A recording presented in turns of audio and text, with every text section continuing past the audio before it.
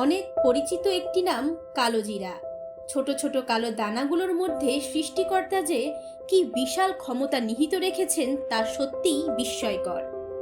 প্রাচীনকাল থেকেই কালোজিরা মানব দেহের নানা রোগের প্রতিষেধক ও প্রতিরোধক হিসেবে ব্যবহৃত হয়ে আসছে। এটি শুধুই খাবারের স্বাদ বৃদ্ধিকারক একটি মশলা নয়, আয়ুর্বেদিক ও কবিরাজি চিকিৎসায়ও কালোজিরার ব্যবহার হয়। এজন্যই এই জিনিসটিকে অনেকে কালো হীরা বলেন। কালোজিরার মধ্যে রয়েছে calcium, iron, zinc, magnesium, phosphate, vitamin A, vitamin B, vitamin B two, vitamin C, phosphorus, carbohydrate ও অ্যান্টিঅক্সিডেন্ট সহ আরও নানা উপাদান।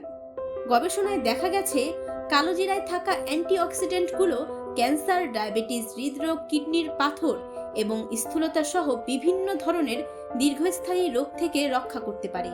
এছাড়া উচ্চ রক্তচাপ নিয়ন্ত্রণ, স্মৃতিশক্তি বৃদ্ধি, শ্বাসকষ্ট দূরীকরণ, চুল পড়া রোধ সহ আরও নানা উপকারী গুণ রয়েছে কালোজিরায়। মহানবী হযরত মুহাম্মদ সাল্লাল্লাহু আলাইহি ওয়াসাল্লাম কালোজিরাকে শুধু মৃত্যু ছাড়া সব রোগের মহৌষধ হিসেবে আখ্যায়িত করেছেন।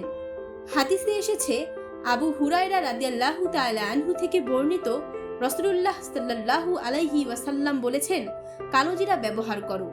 কালোজিরায় রয়েছে শাম ছাড়া প্রত্যেক রোগের প্রতিষেধক, আর শাম হলো মৃত্যু।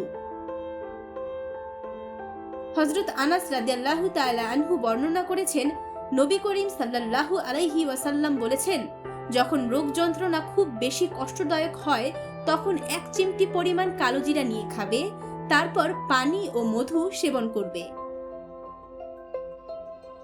অতএব আমরাও নবীজি সাল্লাল্লাহু আলাইহি ওয়াসাল্লাম এর সুন্নতকে ভালোবেসে নিয়মিত কালোজিরা সেবন করতে পারি।